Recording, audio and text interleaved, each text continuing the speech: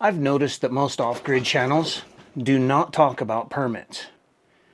I just recently got my Certificate of Occupancy, and I'm not going to tell you step by step how I did it in this video, but I am going to talk about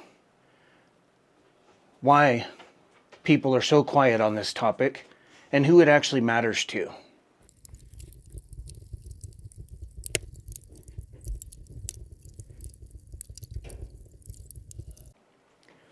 So this isn't a step-by-step guide on how to do it, mostly because it varies so much from county to county that it just doesn't make sense to tell, the entire world about my specific situation.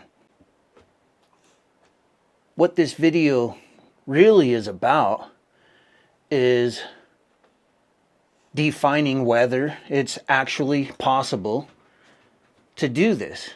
Can you start a homestead and do it legally and follow the permitting and certificate process without being filthy rich? Can you get set up and do so on a small budget without being reckless?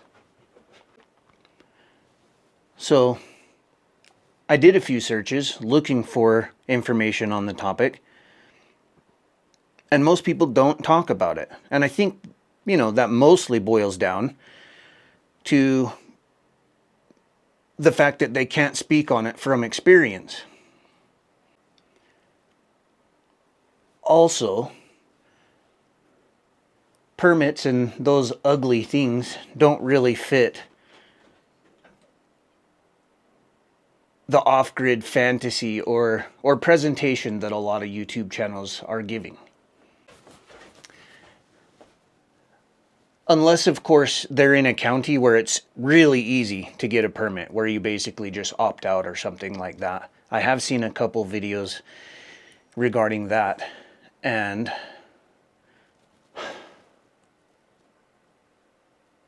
when I came out here in 2020, I didn't know exactly how I was going to finish. I'd never done this before, and I didn't have a flawless plan on how to get it done.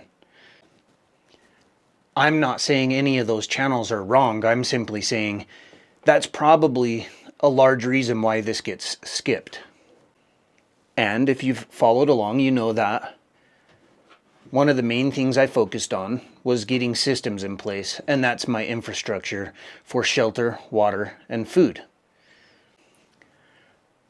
As I put these systems in, I no longer had to pay for mortgage. I didn't have to pay for as much food. I was reducing costs and freeing up income that I could invest in myself and the homestead. So before I ever even touched my land, I was in contact with the county, and as things progressed, I just simply stayed in contact with the county. I knew what my plan was, and what was going to work for me was just staying in contact with the county, working with them to achieve something that I wanted to do. I did a lot of research before I moved on to my property. I called every department in the county and asked all the questions I could think of. I located their rules, and I read from front to back all of the rules that were in the packet.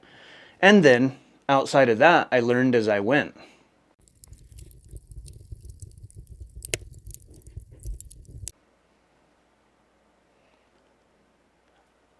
In my case, the county was not the enemy. They weren't evil, and they also were not hands-off. It was just a process that I had to go through to reach my end goal.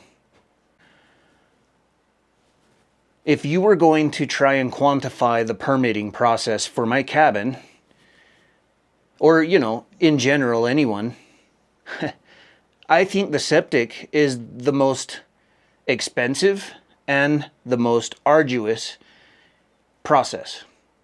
So in some counties they offer more than one system, and that's just your job to do that research and figure it out. And if you have to pay a lot of money to put in a septic system, well, that's just going to have to be part of the process. If you have to, you have to, and that's all there is to it. So this is the part that a lot of people get hung up on. And for me, permanence mattered more than anything. I didn't want to be 80 years old and have a county official knock on my door and say, hey, you've got to tear this down, or something wild like that. I just wanted a home that nobody could bother me about. Yes, I have to pay property tax. I know that. And that's a trade-off that I'm absolutely willing to accept. A little bit of property tax to have a home that I can live in the rest of my life. If your off-grid definition is to disappear from the map completely and avoid all systems at all costs, well, this process is definitely not for you. This advice is simply more for somebody who wants permanence, legality, and a place that's going to last. Home ownership in the United States seems to be getting more difficult. People are making less money, houses are more expensive. Investment specialists are now recommending not even to buy a house. You know, like you're just going to lose your butt on it often. And this is one of the last ways, it seems, to slide into home ownership at an entry-level cost. I paid less to build this cabin than it would cost you to get a shed about half its size that's not insulated or anything like that. This place is all set to go. Everything included. Roofing and windows and glass and caulk and foam and insulation, hardware, absolutely everything. For me, exchanging paying a mortgage or paying rent for a little bit of property tax is a really good foundation. It's reducing a lot of my expenses, giving me somewhere solid that I can fall back on. And now I can, build some more wealth in my life and always have somewhere that I can lay my head.